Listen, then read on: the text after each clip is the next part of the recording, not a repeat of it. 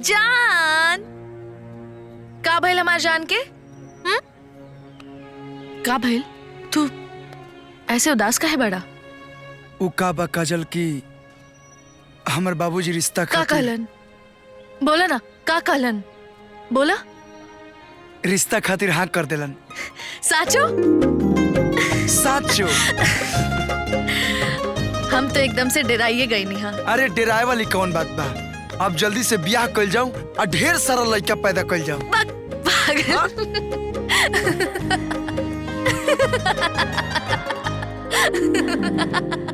अरे राणा साहब तो बिल्कुल रेडी थे शादी के लिए, लेकिन क्या करते, उनका बेटा कौन और लड़की से प्यार कर बैठा है और शादी करने का जिद लगा बैठा है। और आपको तो पता है कि पुत्र मोह में आदमी इतना लाचार हो जाता है जैसे प्रधानमंत्री इमरान खान लाचार हो जाते हैं पाकिस्तानी आर्मी के सामने। अब क्या करें हम? शुक्ला, राणा साहब ही ठीक न कहले। हम समझाए थे उनको, हम बताए थे कि रणविजय बाबू ब्रांड, उनके साथ ऐसा ना करें, लेकिन फेस टू फेस रिश्ता मना कर दिए, कैंसिल कर दिए। पर अब हम जवन लोगन के रिश्ता के बारे में बता चुकल बानी है, वो लोग हमरा बारे में का कही बोला? अरे आपका बात बिल्कुल सही है, 100% सही है, लेकिन सारा मामला उनका लेके गड़बड़ा दिया है। बता रहे हैं हम आपको, वही सारा मामला जो है किसी और लड़की से जो टाका भिड़ा लिया है ना, खेल खत्म हो गया है।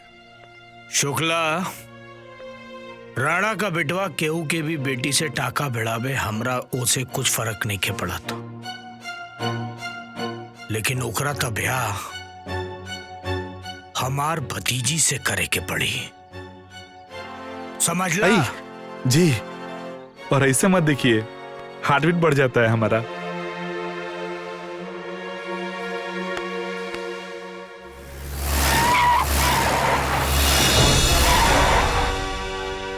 नहीं, कौन है गाड़ी है? रणविजय की।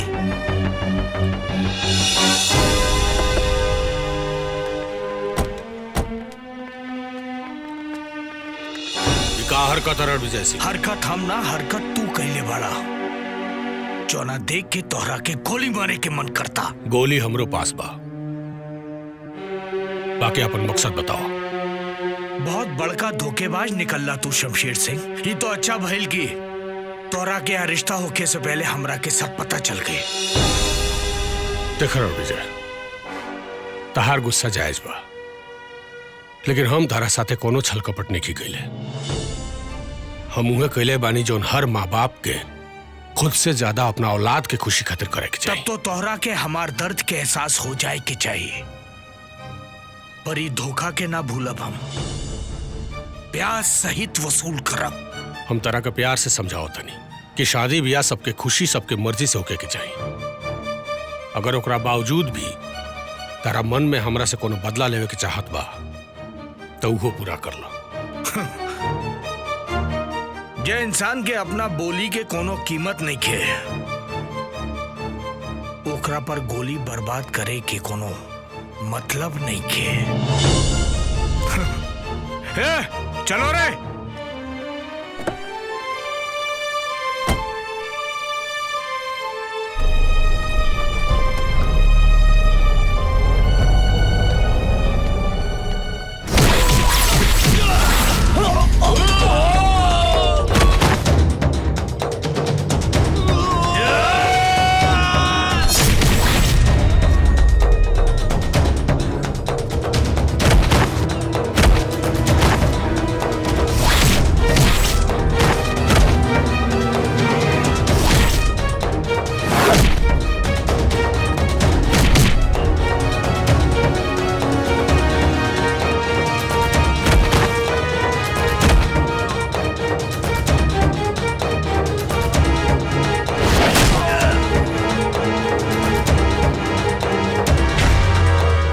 रणविजय, निकल बाहर।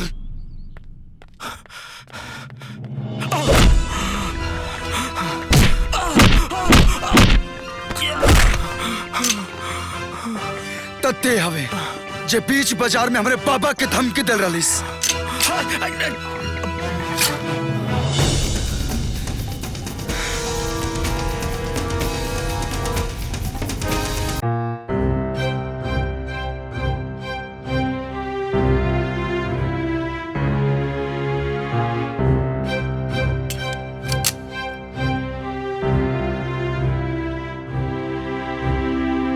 काजल तू यहाँ? हाँ, हम यहाँ। और गलती से भी अपन जुबान पर हमार नाम मत लिहा जेकरा के तू मरलह। ओ हमार चाचा हवन। का समझत बाड़ा तू अपने आप के? हाँ, एक कॉलेज ना हमार घर हुए। यहाँ तोहरा जैसन वाहियात इंसान ना, इज्जतदार लोग रहेलन। पर तोहरा जैसे गवार के का पता चली जेकरा सिर्फ मार पीट आवेला। हमरा मालूम न रहे कि तोहर चाचा हवन। और तू ऐसे कहाँ बोला तारू?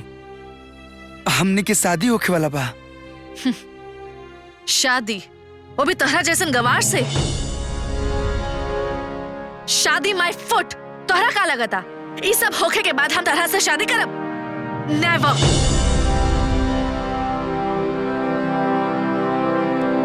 अब हम शादी ओकरा से करब जेकरा से हमार चाचा चाहिए, भले उलंगड़ा लूल्हा काहे ना होई।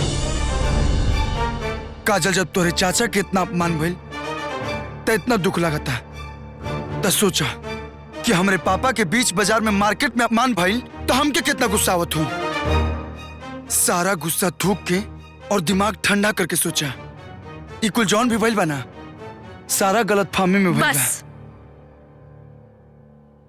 ज्यादा ज्ञान ना, हम अच्छा से कहता नहीं, निकल जाए यहाँ से। इतना छोटा गलती खातिर इतना बड़ा फैसला? अरे हम तोरा से प्यार करीला। हम अच्छे से कहता नहीं, शांति से यहाँ से निकल जा। काजल, I said get out! काजल! ए बाबू, ए चल जो यहाँ से। जब हमार भतीजी कह देलस क्यों तोहरा से ब्याह ना करी तो ना करी। हमके भी कोनो शौक नहीं के तोहरा के दामाद बनावे के। चल जो।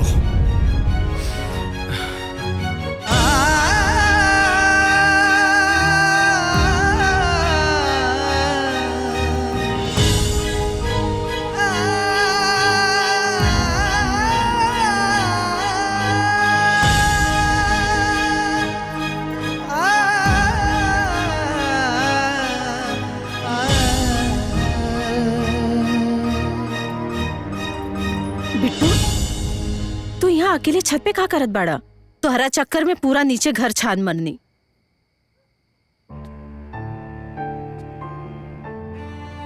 बेटा, हाँ? का भइल? तू इतना उदास काहे बाड़ा? माई, हमरा से अनजाने में ऐसा गलती हो गई हाँ, कि हम अपना आप के जिंदगी भर माफ ना कर पाए। काहे? ऐसन कौन गलती हो गई? वो बाबूजी के साथ जौन आदमी मार्केट में बदतमीजी कैलस, हाँ, और हम गुस्सा में जाके ओकरे साथे मारपीट कर लेनी। और हमके बाद में मालूम चल कि वो काजल के चाचा हमन। हमरा अब नहीं लगत कि काजल हमके माफ भी करी है। बेटा, कौनो बात ना। काजल बहुत समझदार लड़की बिया। तू ओकरा के बढ़िया से समझाइबा ना तो तोहार बात जरूर समझ जाई। चला, अब नीचे चला, जी। सब ठीक हो जाई। काजल बेटी, अगर तू लड़का से सचमुच प्यार करेलू तो हम तोहार ब्याह ओकरा से ही कराई। अरे काल हम जाके राणा साहब से बात करब और जवन अभी भाई वो सब कुछ भुला जाए। हाँ, पर हम कैसे भुलाई चाचा जी, जे हमार परिवार के इज्जत ना कर सकेला, वो हमारी इज्जत कैसे करी? चाचा जी, हमार खुशी रउआ लोग के खुशी में बा। रउआ हमार शादी जहाँ करब हम ओही जे करब। काजल,